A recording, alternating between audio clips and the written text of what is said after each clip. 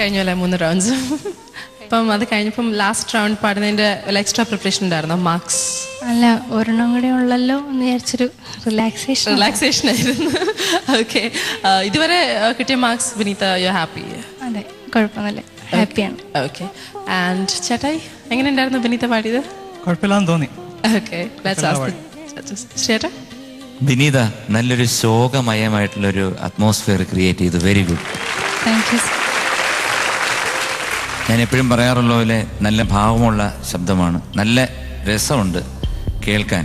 പക്ഷെ വിനീത ഏറ്റവും കൂടുതൽ ശ്രദ്ധിക്കേണ്ട ഒരു കാര്യമുണ്ട്, ശ്രുതി.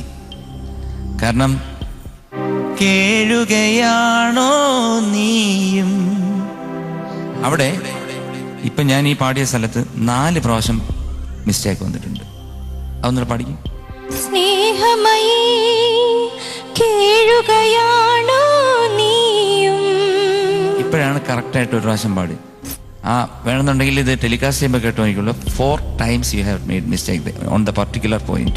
സന്ധ്യേ കണ്ണീരിതെന്തേ സന്ധ്യേ, സ്നേഹമയീ കേഴുകയാണോ നീയും, നിൻമുഖം പോൽ നൊമ്പരം പോൽ നിൽപ്പൂ.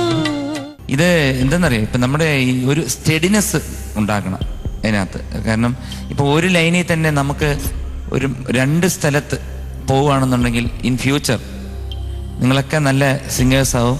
ഒരുപാട് കാസറ്റിലും സിനിമയിലും ഒക്കെ പാടേണ്ട ഒരു അവസരം വരുമ്പോൾ അന്ന് ആലോചിക്കും ഞാൻ പറയുന്നത്. കാരണം ഒരു വരിയിൽ ഒരു ശ്രുതിയുടെ നമുക്ക് ഇപ്പോഴത്തെ പുതിയ ടെക്നോളജി വെച്ചിട്ട് നമുക്ക് അഡ്ജസ്റ്റ് ചെയ്യാം. പക്ഷെ 2-3 പ്രാവശ്യം ആയി കഴിയുമ്പോഴത്തേക്കും നമുക്ക് വി കാൻ അഡ്ജസ്റ്റ് ഇറ്റ്. അപ്പോൾ ആ ഒരു സ്റ്റെഡിനെസ് ഉണ്ടാക്കാൻ നോക്കണം. പക്ഷേ അതേപോലെ തന്നെ ചരണം എനിക്ക് വളരെ ഇഷ്ടപ്പെട്ടു, വളരെ നന്നായിട്ട് ചരണം. അപ്പോൾ അതെന്തുകൊണ്ടാണ് ഇങ്ങനെയുള്ളൊരു വേരിയേഷൻസ് വരുന്നത്? പ്രാക്ടീസ് അല്ല അത്.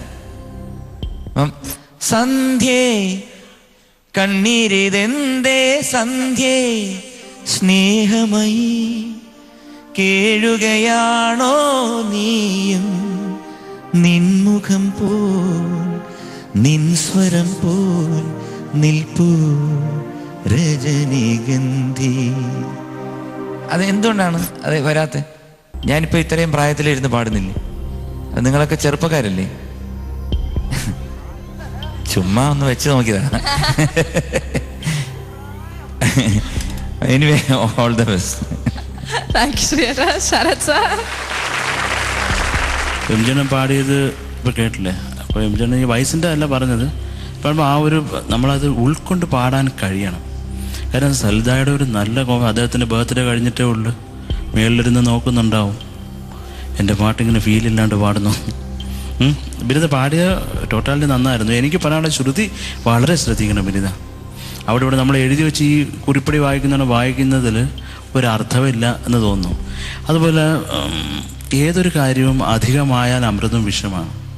ഈവൻ സ്നേഹമാണെങ്കിൽ പോലും സ്നേഹിച്ച് കൊല്ലുക എന്നൊക്കെ പറയത്തില്ല, അങ്ങനെ ഒരു അവസ്ഥയിൽ വരരുത്. അതുപോലെ വിബ്രാറ്റോ ഒന്ന് കൺട്രോൾ ചെയ്യണം.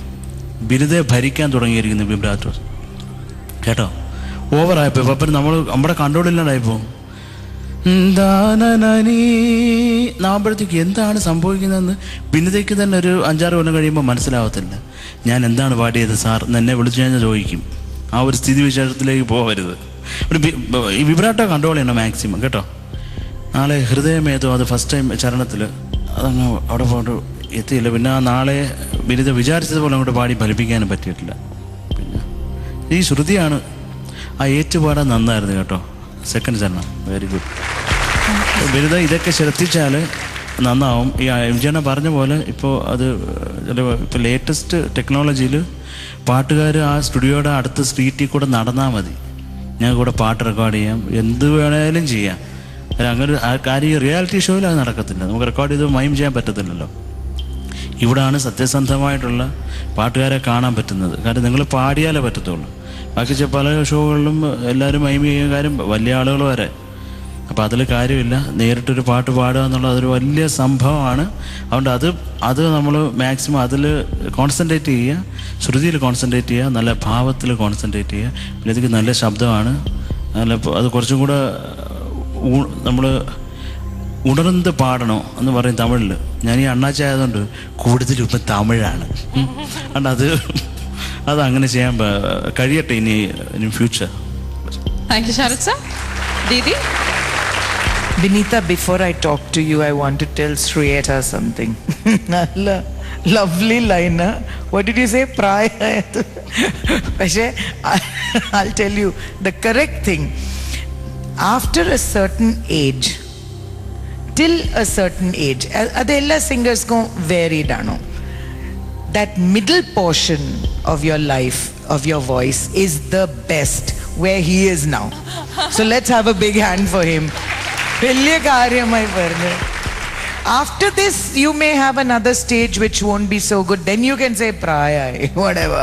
But with age, I think everybody's voice becomes much, much better.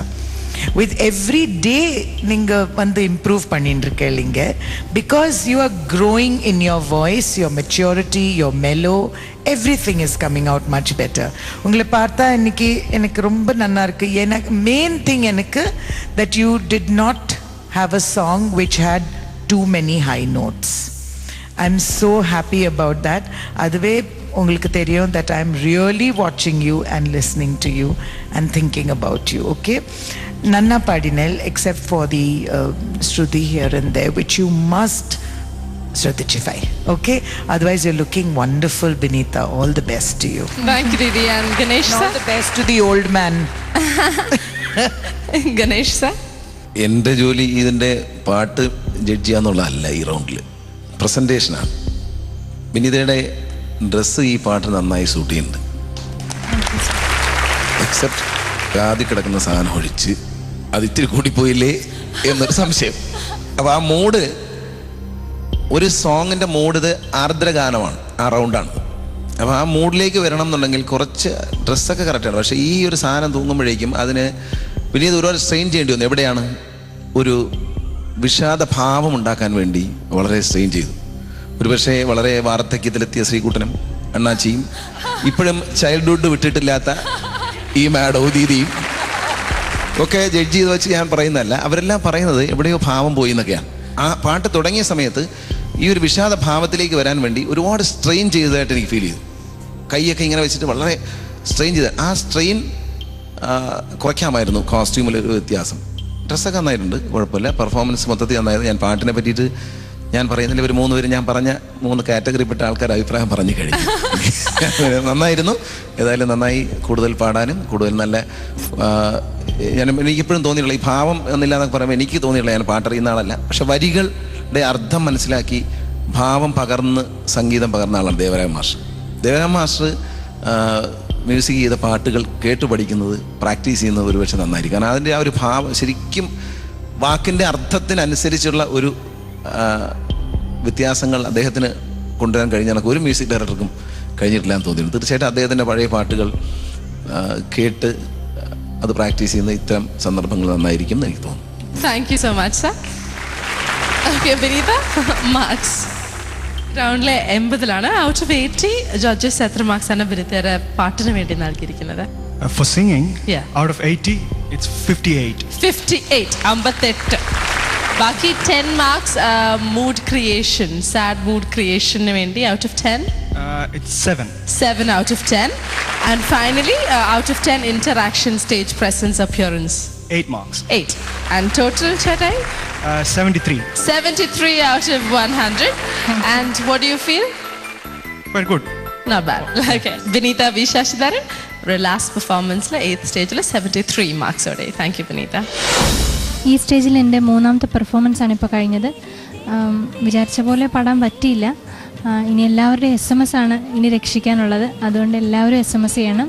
എനിക്ക് SMS ചെയ്യേണ്ട format ISS space Binita, BINEETHA. Last